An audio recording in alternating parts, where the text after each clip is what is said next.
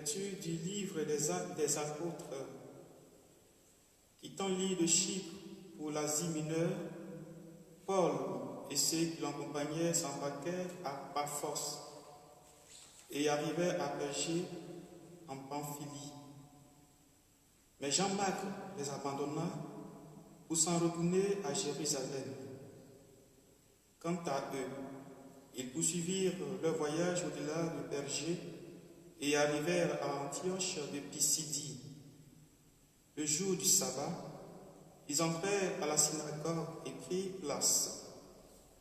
Après la lecture de la loi et des prophètes, les chefs de la synagogue leur envoyèrent dire: « Frères, si vous avez une parole d'exhortation pour le peuple, parlez. » Paul se leva, fit un signe de la main et dit: « Israélites, et vous aussi qui craignez Dieu, écoutez. Le Dieu de ce peuple, le Dieu d'Israël a choisi nos pères. Il a fait grandir son peuple pendant le séjour en Égypte. Il en a fait sortir à bras étendus. Pendant une quarantaine d'années, il les a supportés au désert. Et après avoir exterminé tour à tour cette nation au pays de Canaan, il a partagé pour eux ce pays en héritage. Tout cela dura environ 450 ans. Ensuite, il leur a donné des juges jusqu'au prophète Samuel. Puis ils demandaient un roi, et Dieu leur donna Saül, fils de Kish, homme de la tribu de Benjamin. Pour 40 années, après l'avoir rejeté, Dieu a pour eux suscité David comme roi, et il lui a rendu ce témoignage: « J'ai trouvé David, fils de Jessé, c'est un homme selon mon cœur, qui réalisera toutes mes volontés. » De la descendance de David, Dieu, selon la promesse, a fait sortir un sauveur pour Israël. C'est Jésus, dont Jean le Baptiste a préparé l'avènement en proclamant avant lui un baptême de conversion pour tout le peuple d'Israël. Au moment d'achever sa course, Jean disait: « Ce que vous pensez que je suis, je ne le suis pas, mais le voici qui vient après moi, et je ne suis pas digne de retirer les sandales de ses pieds. » Parole du Seigneur. Ton amour, Seigneur, sans fin, je le chante. L'amour du Seigneur sans fin, je le chante. Ta fidélité, je l'annonce d'âge en âge. Je le dis, c'est un amour bâti pour toujours. Ta fidélité est plus stable que les cieux. Ton amour, Seigneur, sans fin, je le chante. J'ai trouvé David, mon serviteur. Je l'ai sacré avec mon huile sainte. Et ma main sera pour toujours avec lui. Mon bras fortifiera son courage. Ton amour, Seigneur, sans fin, je le chante. Mon amour et ma fidélité sont avec lui. Mon nom accroît sa vigueur.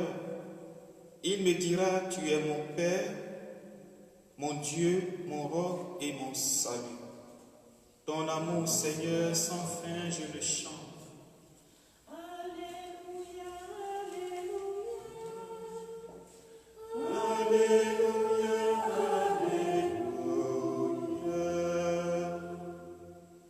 Jésus-Christ, témoin fidèle, premier-né d'entre les morts, tu nous aimes et par ton sang, tu nous délivres du péché. Alléluia, Alléluia, Alléluia, Alléluia. Le Seigneur soit avec vous. Évangile de Jésus-Christ selon Saint Jean. Après avoir lavé les pieds de ses disciples, Jésus parla ainsi. Amen, amen, je vous le dis, un serviteur n'est pas plus grand que son maître, ni un envoyé plus grand que celui qui l'envoie. Sachant cela, heureux êtes-vous si vous le faites. Ce n'est pas de vous tous que je parle. Moi, je sais quels sont ceux que j'ai choisis, mais il faut que s'accomplisse l'Écriture. Celui qui mange le pain avec moi m'a frappé du talon. Je vous dis ces choses dès maintenant, avant qu'elles n'arrivent. Ainsi, lorsqu'elles arriveront, vous croirez que moi, je suis. Amen, amen, je vous le dis, si quelqu'un reçoit celui que j'envoie, il me reçoit moi-même. Et celui qui me reçoit, reçoit celui qui m'a envoyé. Acclamons la parole de Dieu. Louange à toi, Seigneur Jésus. Bien chers frères et sœurs, dans la première lecture que nous avons entendue, nous voyons l'apôtre Paul qui, s'adressant aux Juifs de la communauté d'Antioche, explique que Dieu nous a envoyé Jésus comme sauveur de notre monde, sauveur de notre humanité. Il parle des Écritures. Il fait comprendre aux Juifs que bien que la nation juive ait été choisie comme la nation qui doit accueillir le Sauveur du monde, ce Sauveur est déjà présent, ce Sauveur est déjà là. Ce Sauveur est au milieu de nous, dans la personne de Jésus-Christ.